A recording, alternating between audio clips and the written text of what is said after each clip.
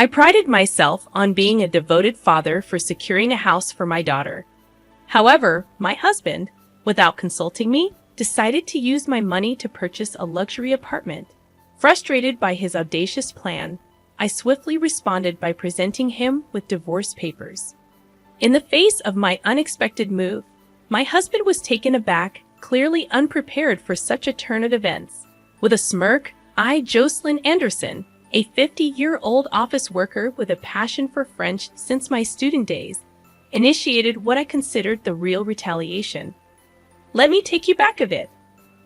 I had been married at 23, but my first husband passed away just 6 months into our marriage due to a tragic traffic accident caused by a drunk driver. Although I received $500,000 as insurance money, no amount of wealth could bring my late husband back. During that period of mourning, Ernest Anderson, a compassionate colleague from the same company, provided solace by lending a patient ear to my stories.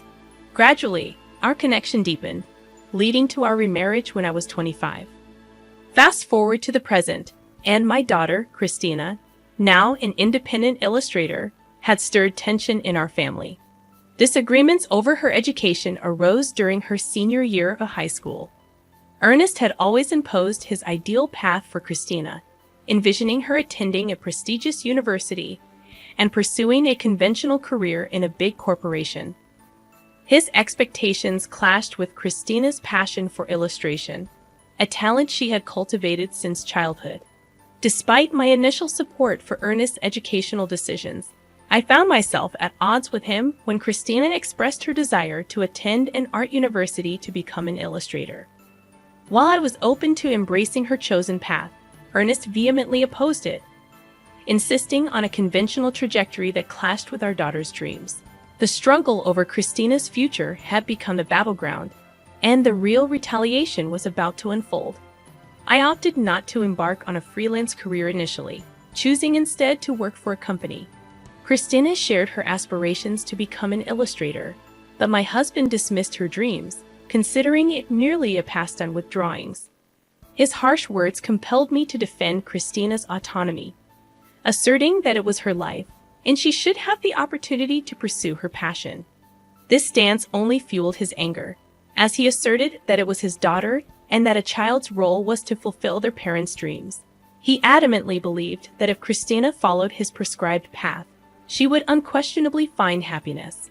I was taken aback by his biased views, hoping he would eventually understand and support our daughter's choices.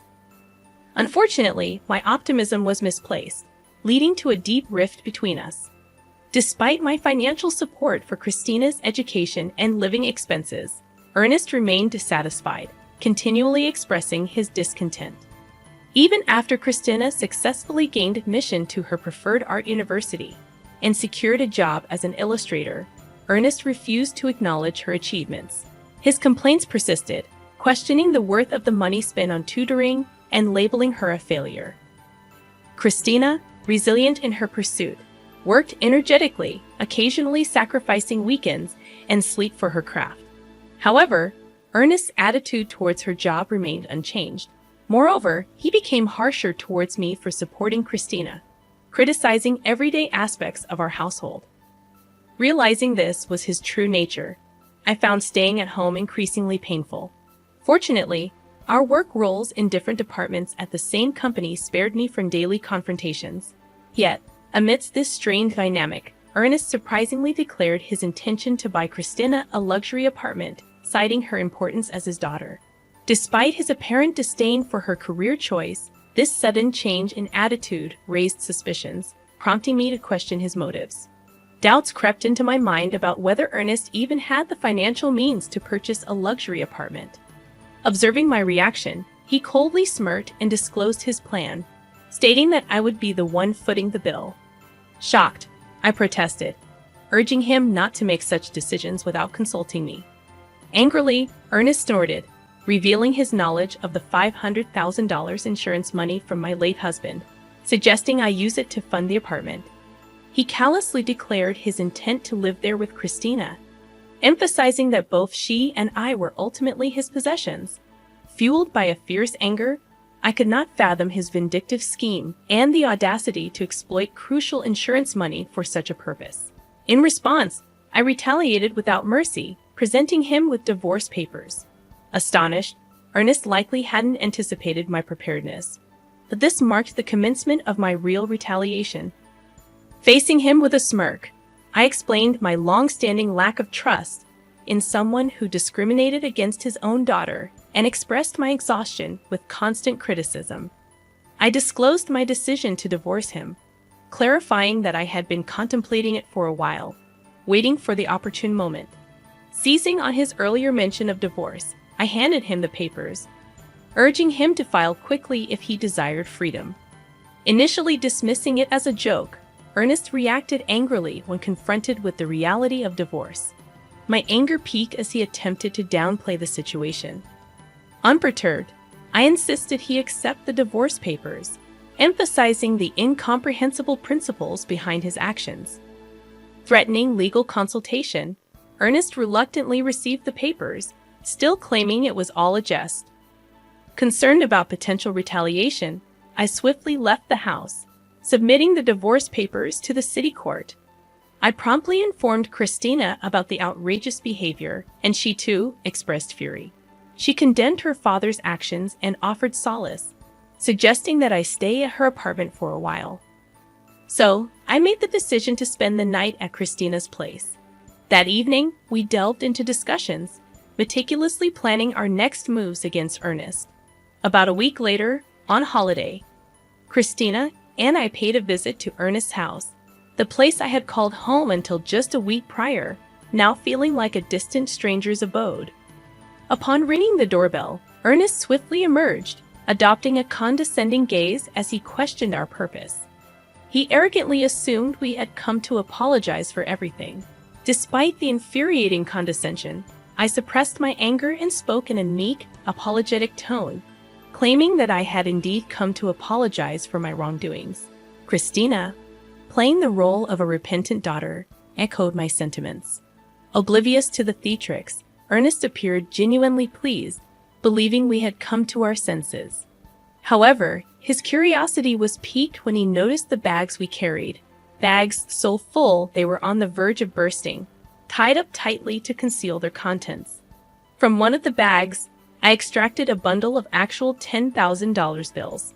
Expressing remorse for my actions, I offered him some of my late husband's insurance money, urging him to use it to live in the luxury apartment with Christina.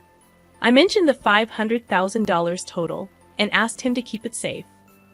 Ernest's eyes gleamed at the sight of the money, and he eagerly agreed to safeguard it. He led us into the house without hesitation.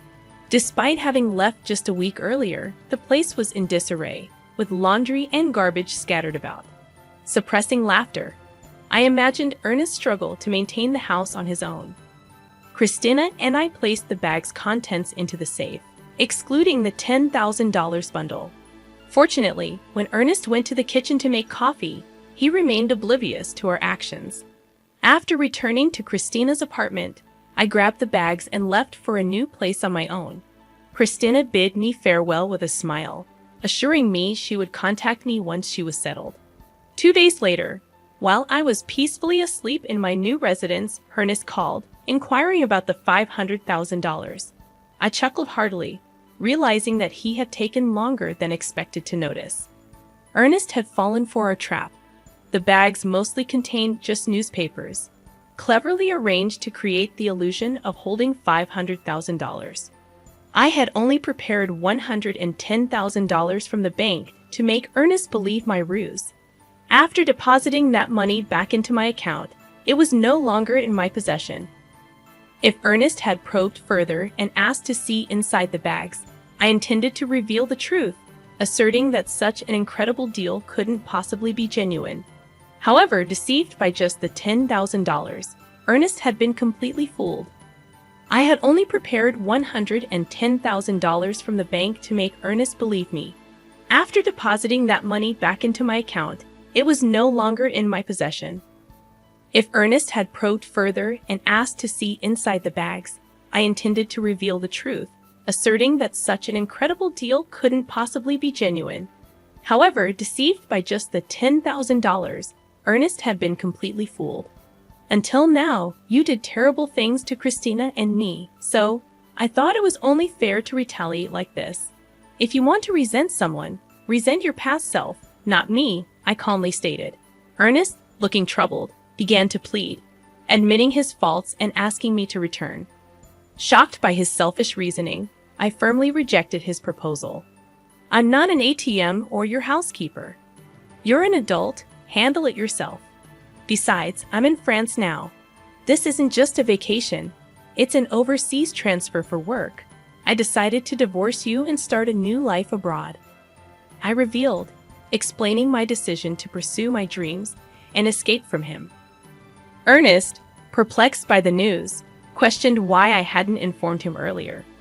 I dismissed his query, stating that we were practically strangers now, working in different departments. Furthermore, I revealed that Christina would contact him the next day through a messaging app. The following day, amidst the early hours due to the time difference, I initiated a video call through the messaging app with Ernest and Christina. Christina began expressing her sentiments, reminiscing about her childhood adoration for Ernest, but quickly transitioning to her current disdain. You completely dismissed my career choice. That's when I saw your true nature. You just wanted to control me. There was no love. Now, I hate you and never want to see you again. This call is the last time we'll speak.